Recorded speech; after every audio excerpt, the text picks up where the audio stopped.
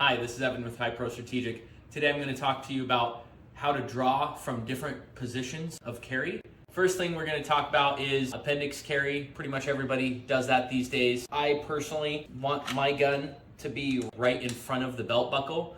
I know that's not super common because a lot of people like to carry it offset over here, which is actual appendix carry. If I carry it over here, it stabs into my hip, and that causes an issue, especially when you're sitting down. If you're gonna draw from that position, standard 6-step draw. Grabbing down here is actually a better idea than grabbing over the gun, because if you grab over the gun, you could accidentally pull the gun out while you're trying to pull your shirt up, and that's a bad idea, so you don't wanna do that. So instead, what you wanna do is you wanna grab down here, pull your shirt up, come down with your hand, straight up and out of the holster, go straight to rock and lock together and punch out. If you're gonna draw it with one hand, it's gonna look like this. So you're gonna grab here, you're gonna pull it all the way up. And when you're doing that, you wanna try to get your thumb under it so that you can come down with your thumb and grab, pull up, and rock and lock and punch out. So I'm gonna do that again fast for you.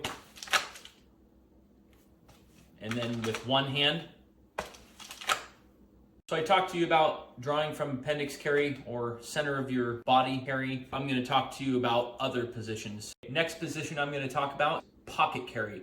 If you're right-handed or left-handed, I would carry on that side of your pocket. In this case, I'm right-handed, so I carry in a pocket holster in the right side. The same principles apply with the 6-step draw. So the first thing I need to do is get my hand on the gun and defeat all retention devices. I'm going to try to get into the pocket here and get my hand on my gun and get a good grip of the gun before I try to pull it out.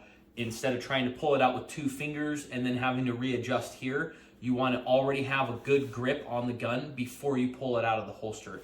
Now the next thing is maybe your shirt's covering your pocket, you get the shirt out of the way. Then you get your hand in the pocket, you get a good grip, and you pull the gun straight out of the holster, rock and lock together and punch out. With one hand, it's going to be the same way, just like this, except not using my second hand. What if I need to get the gun out of the holster, but I can't use my right hand anymore? What I'm going to do is same exact thing. Remove that shirt out of the way, come in here, twist your hand all the way around so that you can get a good grip of the gun and just wiggle it out.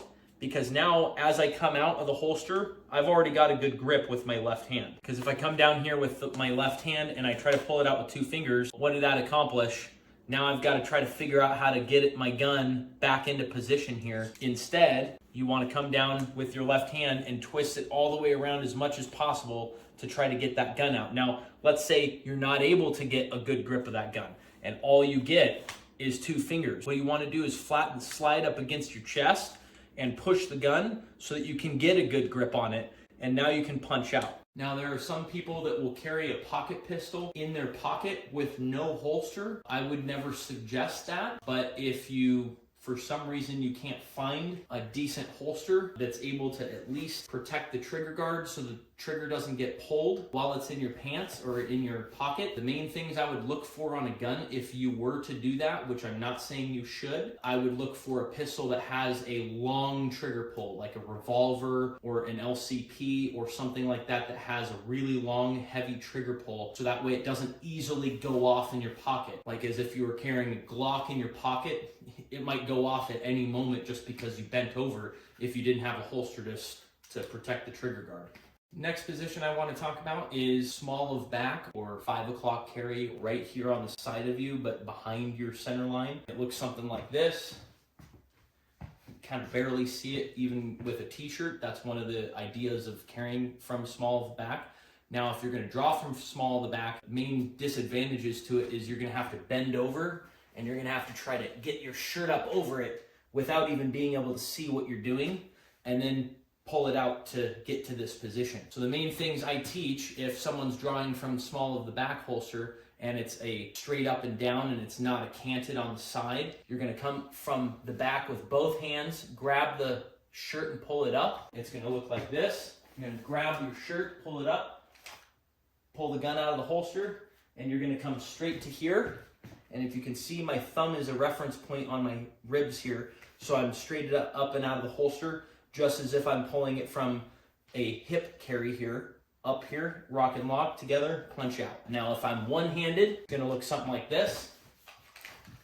So I'm gonna pull the shirt up out of the way, grab the gun, pull it up to the reference point, twist and rock and lock. Okay, so now the same concepts apply when you're drawing from a drop-down holster. I just thought I'd show this for all you tactical guys out there. Step 1, defeat all retention devices. Step 2, straight up and out in the holster, except instead it's further down rather than being up here on your hip. So same thing, you just draw it up to here, rock and lock, together, punch out. Now, if I have to draw it with one hand, that's super easy. Everybody knows how to do that from a tactical holster, but who knows how to draw it with your left hand from a tactical holster that has a retention device? Now it gets really hard. You got to use your pinky as you come over here like this, and you got to push that button in as you pull the gun out. Now this is where coming to center chest like this and readjusting your grip so that you can punch out, that's where that comes important. Because if you're drawing it with one hand, you can't get it out of the holster with one hand if you just pull it like this. If I come over like this and I try to pull it out, I can't get the button with my thumb. So I have to get it with my pinky, and then I have to readjust my grip so that I can actually deploy it. Drawing from appendix carry, when you're only able to use your left hand, gets a little difficult. Same concepts apply. You're gonna remove the shirt. You're gonna come down like this with your left hand, pull the gun out, center chest, readjust, and now you can punch out.